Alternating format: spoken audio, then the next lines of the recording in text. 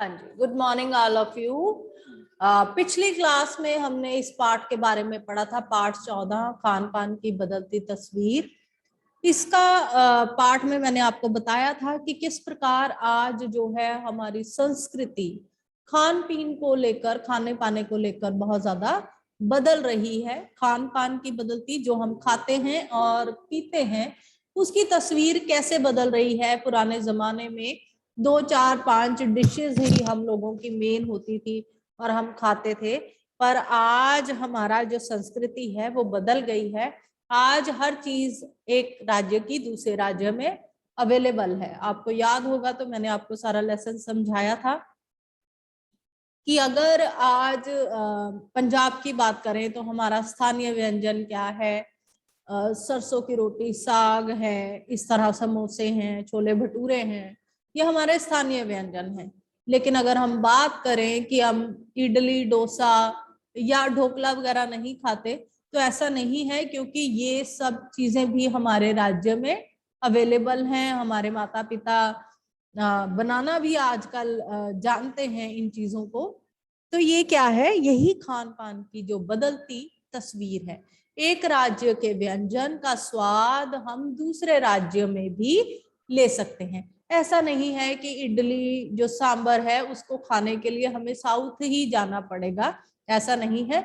उसका स्वाद हम उत्तर भारतीय राज्यों में भी ले सकते हैं। दिल्ली में चले जाइए, यहाँ जालंधर में कहीं भी हम जाएं तो हम इडली डोसा कहीं भी अवेलेबल है, मिल जाता है। इसी तरह साउथ में अगर कोई चला जाए तो वहां पे भी नॉर्थ जो व्यंजन है, छोले भटूरे हैं, ये सब कुछ पंजाबी खान पान है, वो वहां पर अवेलेबल है, मिल जाता है। तो ये है हमारी खान पान की बदलती तस्वीर। हमारा खाना पाना जो है वो अब मिश्रित संस्कृति हो गई है। मिश्रित इन द सेंस कि हमारा खाना पीना सिर्फ केवल हमारे ही तक सीमित नहीं है, बल्कि हमारे राज्य का खाना अन्य राज्यों में भी अवेलेबल है। तो चीजें जो हम मिक्स मैच करके खाते हैं उसे क्या कहा जाता है, मिश्रित संस्कृति। ठीक है, एक बार दोबारा पढ़ लेते हैं इसको। हाँ जी सम्राट, वेरी गुड मॉर्निंग बेटा। देखो लिखा है, पिछले 10-15 वर्षों में हमारे खान पान की संस्कृति में बड़ा बदलाव आया। ऑब्वियसली ये जो चीजें हैं वो अभी चेंज हुई हैं। जब हम छोटे थे तो हमारे जमाने में इतना प्रचलन नहीं था, डोसा नहीं मिलता था। जब हम 4th में होंगे या 5th में, हमने सुना भी नहीं था। जैसे जैसे हम बड़े हुए, 8th के करीब आए, 10th में, तब हमें पता चला डोसा नाम की कोई चीज है। तो पूरे जलंधर में एक ही रेस्टोरेंट हुआ करता था, बोलगा। कभी अपनी मामा से या पापा से पूछना, वो बताएंगे कि पूरे जलंधर में सिर्फ एक रेस्टोरेंट हुआ था जहां पे ये इडली डोसा मिला करता था, उसको बोलगा कहते थे। तो उसके बाद जो है अब तो हर जगह अवेलेबल है। तो उसी एक रेस्टोरेंट में पूरे जलंधर में इडली डोसा मिला करता था, मुझे याद है। तो ये जो चीजें चेंज हुई हैं, अब हर जगह पे अवेलेबल। अब हमारी शादियों में भी स्टॉल लगते हैं साउथ इंडियन फूड्स के, है ना, गुजरात फूड के। ढोकला किसी को नहीं पता था, अब ढोकला बाजार में अवेलेबल है। हमारी मम्मियों को बनाना आता है, बना लेते हैं, है ना। पास्ता चीजें जो हैं, लजानिया है, पिज्जा है, इटालियन डिशेस हैं, वो सब पहले ना तो हमें पता था इसके बारे में, ना हम जानते थे कहाँ मिलती थी। चुनिंदा 1-2 चुनिंदा रेस्टोरेंट होते थे जहां पे मिलती थी, पहले तो वो भी अवेलेबल नहीं होती थी। तो ये अब हर जगह हर चीज जो क्या है अवेलेबल है। ठीक है, तो यही क्या है, हमारे खान पान की बदलती तस्वीर है कि एक राज्य का खाना दूसरे राज्य में अवेलेबल है। अब हम ये नहीं कह सकते कि दक्षिण भारत में ये मिलता है, ये उत्तर भारत में नहीं मिल सकता। उत्तर भारत में ये मिलता है तो ये दक्षिण में नहीं मिलेगा।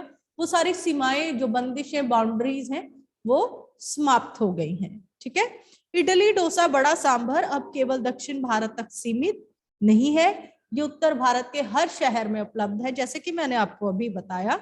उसी तरह उत्तर भारत की ढाबा संस्कृति पूरे भारत में फैल चुकी है। अब ढाबे जो है वो पंजाब में होते हैं, लेकिन आप जब भी कहीं बाहर जाओ, हर जगह आपको ढाबे मिल जाएंगे। ठीक है, तो इसी तरह साउथ में भी ढाबे जो हैं इसके खुल गए हैं।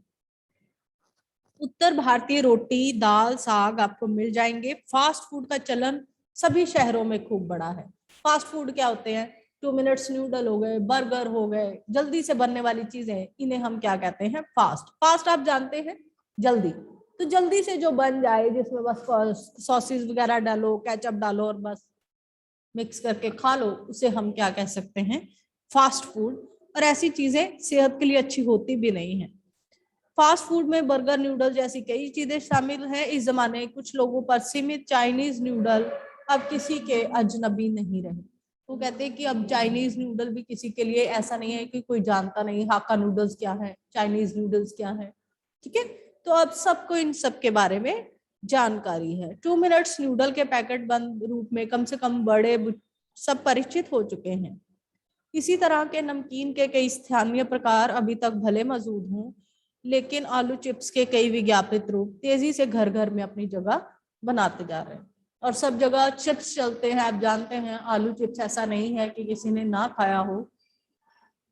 गुजराती ढोकला, गाठिया पूरे शहर में स्वाद लेकर खाए जाते हैं। बंगाली मिठाइयों की केवल रस भरी चर्चा नहीं होती, बल्कि वो कई शहरों की तुलना में दूसरे राज्यों में ज्यादा उपलब्ध है। ठीक है, तो ये सब क्या है कि हमारे पहले पैराग्राफ, पहले पूरे पेज पे उसने यही बताया है कि एक राज्य के व्यंजन दूसरे राज्य में मिलते हैं। ये हमारी चीजों में जो है वो बदलाव है। अब वो कहता है कि पहले जमाने में कुछ चीजें, जैसे मैंने अभी आपको बताया मैंने डोसे की बात की, इसी तरह ब्रेड भी था। ब्रेड जब हम बहुत छोटे थे, लोग ब्रेड नहीं खाते थे। ब्रेड बहुत बाद में जाकर आई है और उसके बाद ब्रेड की चीजें, सैंडविच, ये वो बनना जो है वो शुरू हुआ। खान पान की इस बदली हुई संस्कृति ने नई पीढ़ी को प्रभावित किया है। पहले से स्थानीय व्यंजनों के बारे में कम जानती है, पर कई नए व्यंजनों के बारे में जानती है। अब मैंने उस दिन आपको समझाया था स्थानीय व्यंजन क्या होते हैं। स्थानीय व्यंजन वह व्यंजन जो किसी उस प्रदेश की पर्टिकुलर पहचान है। कौन बताएगा मुझे? मैंने उस दिन समझाया था बहुत अच्छे ढंग से स्थानीय व्यंजन क्या होते हैं। पंजाब का स्थानीय व्यंजन क्या है, गुजरात का क्या है और बिहार का क्या है। एनीवन, किसी को याद है मैंने स्थानीय व्यंजन के बारे में क्या बताया था आपको? Please raise your hand. Okay, हाँ जी कनिष्क बोलिए बेटा। जैसे मक्की की रोटी, सरसों का साग पंजाब की है, और गुजरात की ढोकला है, और यूपी बिहार की वेरी गुड, शाबाश। स्थानीय व्यंजन क्या है? ऐसे व्यंजन जो हमारी जगह की पहचान है, ठीक है, जिसके बारे में हम जाने जाते हैं, जो बरसों से हमारे घरों में बनती चली आ रही डिशेस, वो क्या है? हमारे व्यंजन है। जो हमारी, मैंने आपको बताया था कि नानियां, दादियां, जो हमारे ट्रेडिशन में चला आ रहा है, जो हम बनाते चले जा रहे हैं, वो हमारे क्या है? स्थानीय व्यंजन है। कैसे? अब मैंने आपको बताया था पंजाब का स्थानीय व्यंजन क्या है? मक्की की रोटी, सरसों का साग। गुजरात का ढोकला, फाफड़ा, हामड़ा जो भी है, खांडवी, वो है। इसी तरह बिहार का मैंने बताया था लिट्टी चोखा लोग वहां पे खाते हैं। ठीक, राजस्थान का भी बाटी चूरमा, दाल बाटी। तो इस तरह एक स्पेसिफाई व्यंजन जो उस जगह की पहचान बन जाते हैं, वो व्यंजन क्या कहलाते हैं? स्थानीय व्यंजन। जब कहीं इन व्यंजनों का नाम लिया जाता है, उसी वक्त वो स्टेट बता दी जाती है कि ये यहाँ इस स्टेट का है। इट मीन्स कि मोहर लगी है उस स्टेट की।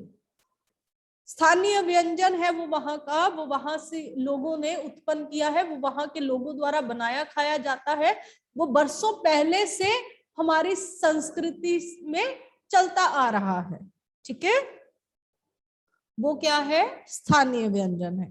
क्लियर है बेटा स्थानीय व्यंजन के बारे में? तो उसे क्या, लेखक को क्या लगता है कि लोगों को, बच्चों को, अब जो नए नए बच्चे हैं उनको अपने स्थानीय व्यंजनों के बारे में नहीं पता, लेकिन बाकी जो बाहर से व्यंजन आ रहे हैं, जैसे ढोकला है या इडली है, ये सब बनाना कैसे है, ये सब क्या बनता है, कैसे बनता है, ये सबको पता है। ठीक है, क्योंकि आप बच्चे यही सब चीजें खाते हैं, आपकी मम्मियों को ये सब पता होगा, लेकिन पिन्नियां कैसे बनाते हैं, अलसी की पिन्नियों में क्या क्या पड़ेगा क्या क्या नहीं पड़ेगा, इसकी जानकारी ज्यादा नहीं होगी। अब चूंकि आप अपने आप को ले लो, आपको इडली बनानी पक्का आती होगी, दही में सूजी मिक्स की, इनो डाला, चलो भाई इडली बन गई, उसको स्टीम किया, इडली हो गई। अगर आपसे पूछा जाए कि पंजाबी छोले कैसे बनेंगे, यू नेवर नो, है ना। तो क्या है कि हम बाहर से जो व्यंजन आ रहे हैं या जो इंस्टेंट व्यंजन है या जो बाहर की चीजें हैं वो हम जल्दी से अडॉप्ट करते जा रहे हैं, लेकिन जो हमारा अपना है, क्या है हमारा अपना स्थानीय व्यंजन, उस दिन भी मैंने बताया था, स्थानीय व्यंजन हमारे अपने हैं, पिन्नियां हैं, हमारी बहुत सारी खाने पीने की चीजें हैं जिनके बारे में हम जानते भी नहीं, नाम भी नहीं सुना होगा, तो वो हम लोग भूलते जा रहे हैं। कितने लोगों को पता है बॉली क्या चीज होती है, चलो ये बताओ। पंजाब के लोग खाते हैं, बताओ क्या होती है बोली, क्या होती है?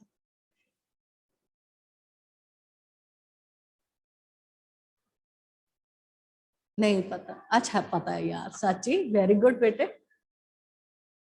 राइट। हाँ बोलो बेटा, बोलो। मैम मेरी बुआ हर बारी हर हफ्ते भेजते हैं, वो एक खीर जैसी होती है, हम सारे बहुत खुश होके खाते हैं वो। हर हफ्ते भेजी कैसे जा सकती है, पहले ये बताओ, बुआ के पास कितनी गाय भैंसे हैं? मैम हर महीने हर एक बारी। महीने नहीं खा सकते उसको। मैं बताती हूँ, ठीक है, गुड। मैम मेरे बुआ बनाते हैं। हाँ होती है, ओके। ऋत्विक बोलो बोलो। मैम दूध की होती है। हाँ दूध की होती है, ठीक, गुड। चलिए, बोली क्या होता है कि जो जब गाय बच्चा पैदा करती है उसके बाद जो दूध निकलता है फर्स्ट टाइम, तो उस दूध से ये व्यंजन बनता है, उसे बोली कहा जाता है, ठीक है। हाँ, first milk of cow, yes, इससे बनता है, राइट। तो हर महीने तो नहीं हो सकता, ये होता है कि जब कहीं किसके पास बहुत सारी बड़ी डायरी हो, बहुत सारे पशु हो, गाय भैंसे हो, तो उनके यहाँ हो सकता है कि वो दूध अवेलेबल हो और उससे बनता है, ठीक है। तो उसे हम बोली कहते हैं। अब देखो कितने लोगों को पता ही नहीं होगा क्या होता है, यही बात है ना कि हम जो बेसिक पीछे से चले आ रहे हैं व्यंजन, उनके बारे में हमें जानकारी जो है वो नहीं होती। अगर मैं पूछूं ढोकला क्या है, सबको पता है, इडली क्या है सबको पता है, नूडल्स और बर्गर क्या है वो सबको पता है, बॉली के बारे में 5-6 लोगों ने हाथ इकट्ठा किया। तो ये क्या है, ये फर्क है, हम लोग अपने स्थानीय व्यंजन भूलते जा रहे हैं, जबकि बाहर के व्यंजनों का हमें पूरी तरह से ज्ञान है, ठीक है। जानकार बताते हैं मथुरा के पेड़े, आगरा के पेठे, नमकीन में अब वो बात कहाँ, जो चीजें बची हुई है उनकी गुणवत्ता में फर्क पड़ता है। फिर मौसम और ऋतुओं के अनुसार फलों खदानों से जो व्यंजन और पकवान बनाते थे, उन्हें बनाने की फुर्सत भी अब कितने लोगों को रह गई है। अब गृहणियां या कामकाजी महिलाओं के लिए खरबूजे के बीज सुखाना, छीलना, फिर उससे व्यंजन तैयार करना सचमुच दुसाध्य है। दुसाध्य का मतलब बहुत मेहनत का कार्य, बुरा कार्य, ठीक, मेहनत का कार्य बहुत।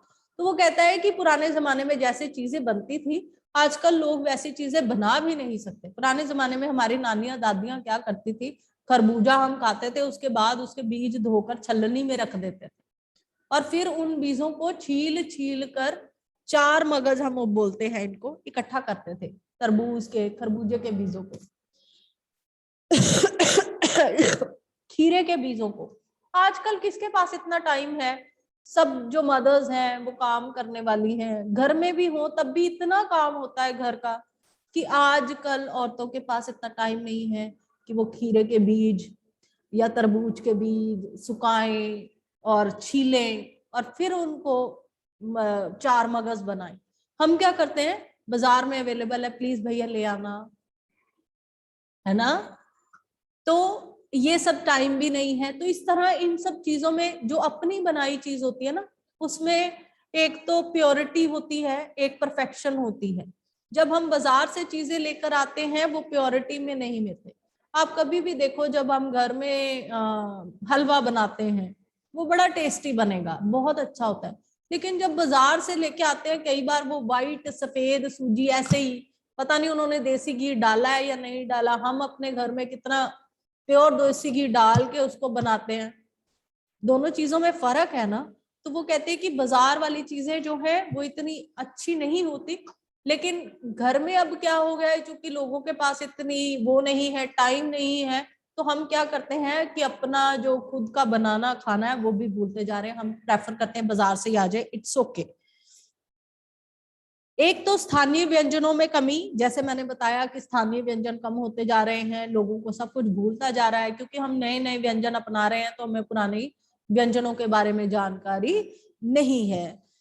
और उनको बनाने पकाने में सुविधा, जटिल प्रक्रियाओं वाली चीजें भी कभी कभार व्यंजन पुस्तिका के आधार पर तैयार की जाती हैं। अब बहुत सारी कॉम्प्लेक्स रेसिपीज हैं, कोई कुछ चीजों को बनाने में बहुत टाइम लगता है, तो ज्यादा लोग जिनके पास टाइम नहीं है वो इनको बनाने से भी टलते हैं। ठीक है, जैसे साग ही है, अब साग लाओ, काटो, संवारो, चढ़ाओ, उसके बाद उसको बनाओ, तो जो कामकाजी महिलाएं हैं उनके लिए बहुत मुश्किल है कि वो साग जो है वो लाए, काटे, संवारे, और फिर पालक संवारे, फिर बाथू संवारे, और फिर उसके बाद साग बनाए। तो ये क्या है, कई बार हम क्या करते हैं अपने घर में ऑर्डर दे देते हैं दादी नानी को, प्लीज बना देना और हमें भेज देना। ठीक है, जिनके पास टाइम नहीं है वो नहीं करते। तो कुछ चीजें जो ऐसी जिनमें बहुत टाइम लगता है, मेहनत लगती है, वो सारी चीजें, हाँ, वो सारी चीजें हम क्या करते हैं, अवॉइड करते हैं। कुछ ऐसी चीजें हैं जिनको बनाने में बड़ी खर्चा हो जाता है, इकोनॉमिकल हालात हमारे ऐसे नहीं है, जैसे पिन्नियां ही है, उसको बनाने के लिए ड्राई फ्रूट्स लाओ, तो ड्राई फ्रूट कितना महंगा है, कई बार हम तब भी चीजें जो है अवॉइड कर देते हैं। जब चीजें एक तो बहुत ज्यादा महंगी या ऐसी चीजों से बने, वो चीजें अवॉइड हो जाती हैं, उसके बाद जो टाइम कंज्यूमिंग है वो चीजें अवॉइड हो जाती हैं। तो इट मीन्स कि जो स्थानीय व्यंजन है वो कहीं ना कहीं दम तोड़ रहे हैं, और पुराने जो बाहर से आ रहे हैं तरह तरह के, जो इंस्टेंट हैं, जो जल्दी बन जाते हैं, जो अवेलेबल है मार्केट में, हम उसको अपनाते जा रहे हैं। राइट।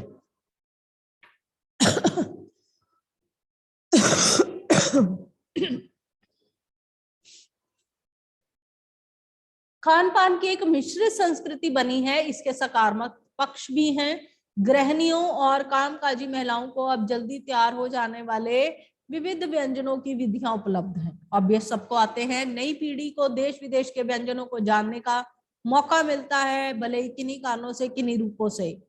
आजादी के बाद मैंने आपको ये सारे पॉइंट बताए थे, अब वो बता रहा है कि इस मिश्रित संस्कृति के फायदे क्या हैं। याद करो मैंने क्या बताया था, इस मिश्रित संस्कृति के क्या फायदे हैं। एक देश का व्यंजन दूसरे, एक राज्य का व्यंजन दूसरे राज्य में मिलता है, या हम सब जानते हैं उस चीजों के बारे में, तो इसके फायदे क्या हैं। मैंने 4 फायदे बताए थे, याद करो, और 2 नुकसान। यस का नो, हरी अब बेटा जल्दी से कर दे, फिर इसको खत्म करें और क्वेश्चन आंसर करें। जैसे अगर कोई, जैसे यहाँ पे रेस्टोरेंट है पंजाब में, तो अगर वो जो यहाँ पे चीज अवेलेबल नहीं होती, अगर वहाँ पे वो ले आए तो उनको इकोनॉमिकली बहुत बेनिफिट होगा। जैसे किसी का ट्रांसफर किसी दूसरी जगह पे हो गया, तो उनको भी अगर वो चीज, मतलब से किसी का ट्रांसफर साउथ इंडिया में हुआ है, तो वो उनको, और वहाँ पे वो उनको ये सब पंजाब की आइटम्स वहाँ मिल सकती हैं, अवेलेबल हो सकती हैं, हाँ, जिससे उनको बहुत हेल्प हो जाएगी। यस।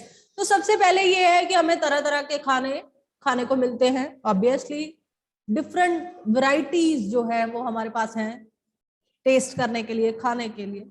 दूसरा फायदा क्या है कि जब हम कोई नई चीज किसी दूसरे राज्य में लेकर आते हैं या खाते हैं तो इकोनॉमिकली ग्रोथ मिलती है हमें। ठीक। तीसरा फायदा क्या है कि अगर कोई नॉर्थ इंडिया का है, वो साउथ में उसकी ट्रांसफर हो जाती है, तो उसको वहां पे भी घर के खाने जैसा फील मिल सकता है। उत्तर भारत व्यंजन, भारतीय व्यंजन वहां पे भी अगर उसे मिल जाए तो उसे मुश्किल नहीं होगी, है ना। इंग्रेडिएंट भी तभी मिलेंगे जब वहां पे वो चीजें बनती होंगी, तो अगर वहां पे उसे मिल जाए तो उसको कोई दिक्कत परेशानी नहीं हो सकती। ठीक है, तो ये सब क्या है, ये फायदे हैं, और 2 नुकसान मैंने आपको बताए थे कि नुकसान क्या हो सकता है।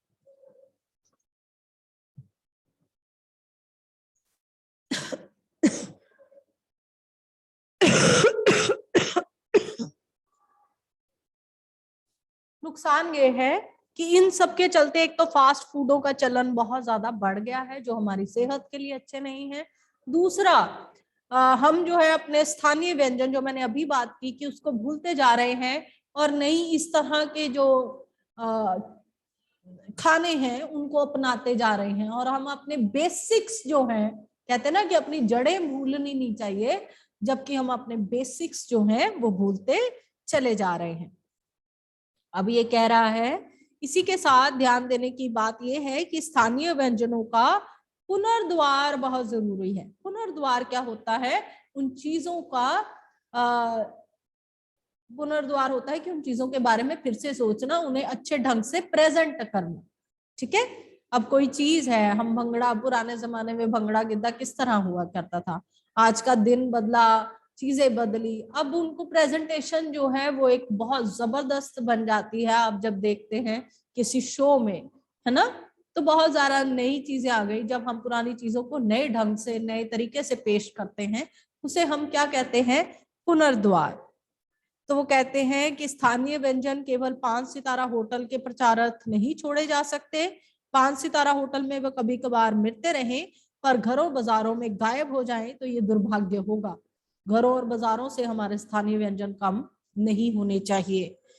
अच्छी तरह बनी पकी पकाई पूड़ियाँ, कचौरियां, जलेबियां अब बाजारों से गायब हो रही हैं। मौसमी सब्जियों से भरे समोसे अब कहाँ मिलते हैं। उत्तर भारत में उपलब्ध व्यंजनों की भी दुर्गति हो रही है। सांची क्या कहना चाहते हैं बेटा?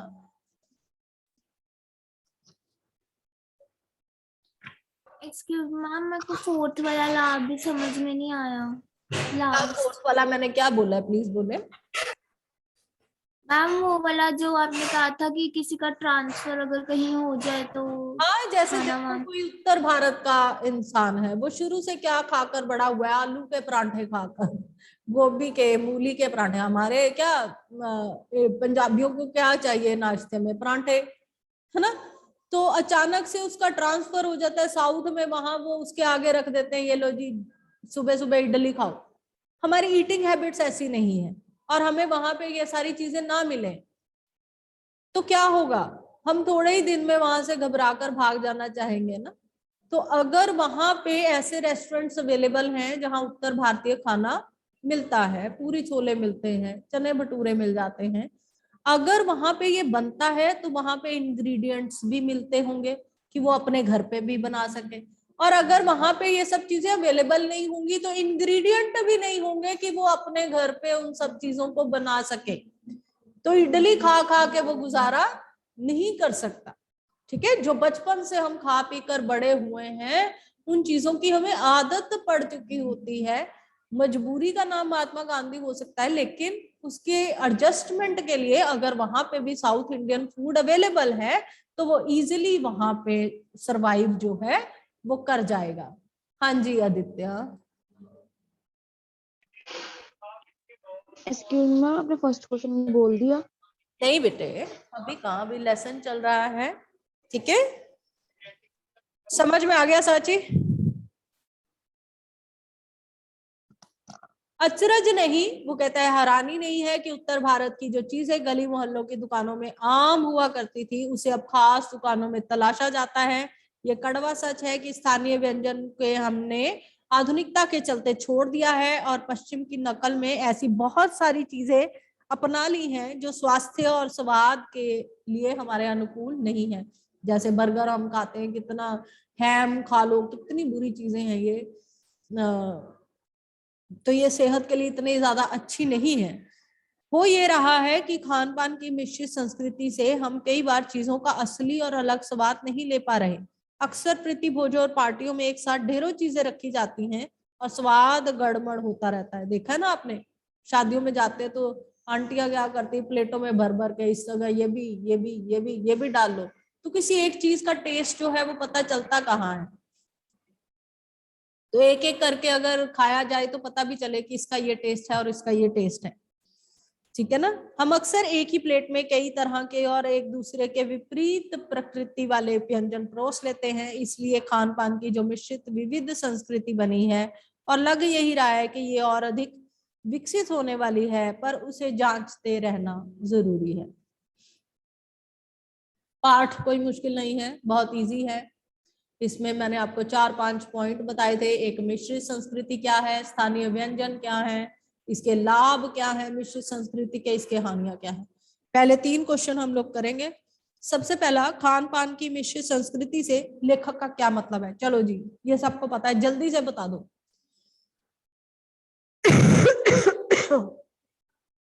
पूरी रामायण पढ़ी है हमने इसके बारे में अभी। हाथ खड़े करो। खान पान की मिश्रित संस्कृति से लेखक का क्या अर्थ है, बोलो हरजीत।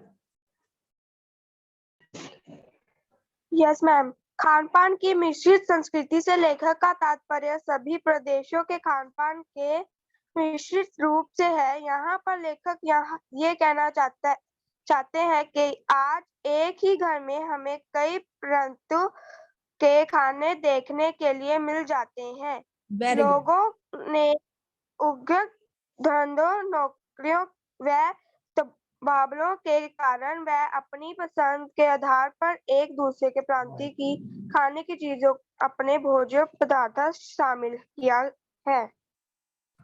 गुड।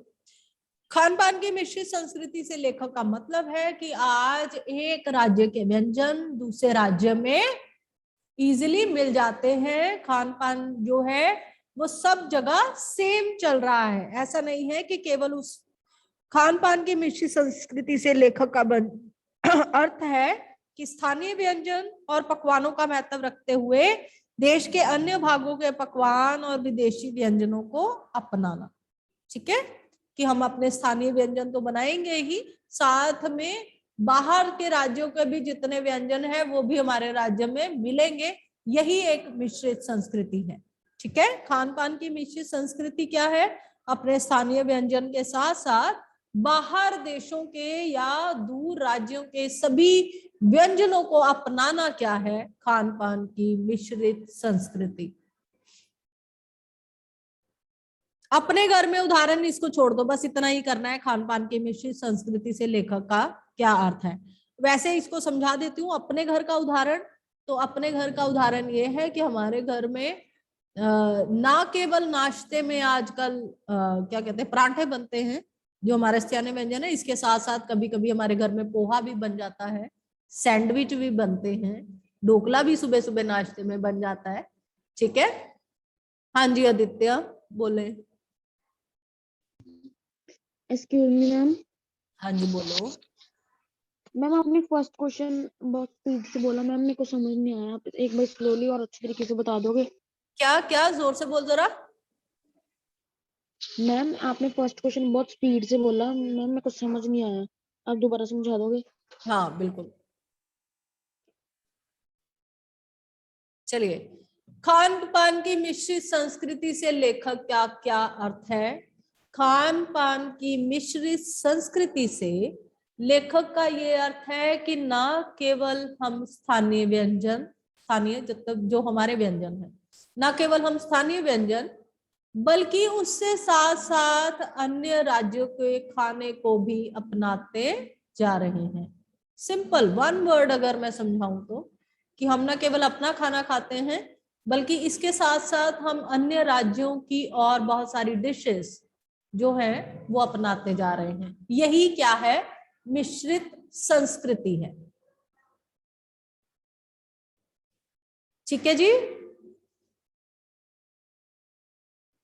क्लियर, कि हम न केवल स्थानीय व्यंजन बल्कि अन्य राज्य के व्यंजनों को भी अपने उसमें शामिल करते जा रहे हैं, अपने भोजन में शामिल करते जा रहे हैं। ये खान पान की मिश्रित संस्कृति है। इसमें इतना क्या है जो आपको समझ में नहीं आ रहा बार बार आदित्य? हम स्थानीय व्यंजन के बाद क्या है? बेटा ये लिखने आपने अपने आप ही है। अगर आप ये कहोगे कि मैं आपको डिक्टेट कराऊंगी तो मैं क्वेश्चन आंसर डिक्टेट नहीं कराऊंगी, आपको समझा दिया है मैंने। और स्थानीय व्यंजन क्या है, ये एक बार नहीं, क्लास में कोई जब से लेसन शुरू हुआ है दोनों क्लासेस में मैं 3-4 बार बता चुकी हूँ कि स्थानीय व्यंजन क्या होते हैं। खान पान की मिश्रित संस्कृति से लेखक का क्या अर्थ है? खान पान की मिश्रित संस्कृति से लेखक का अर्थ है कि हम न केवल स्थानीय व्यंजन बल्कि अन्य राज्यों के व्यंजनों को भी तेजी से अपनाते जा रहे हैं, इसलिए ये मिश्रित संस्कृति है। ठीक है। और अगर उसने, अब हमने इतना ही लिखना है, उसके आगे उसने लिखा है अपने घर के उदाहरण देकर व्याख्या करें, तो मैंने आपको ये भी बता दिया है कि जैसे हमारे घर में केवल पहले परांठे बनते थे, यही चलता था ना, तो अब क्या है, हम सैंडविच भी खाते हैं, ब्रेड ऑमलेट भी खा लेते हैं, सुबह सुबह पोहा भी मम्मा बना देती है। तो पोहा तो हमारा नहीं है ना, महाराष्ट्र का है। चलिए, ये 2 रह गए हैं क्वेश्चन, ये कल करेंगे और साथ में अगला लेसन डिस्कस करेंगे नीलकंठ।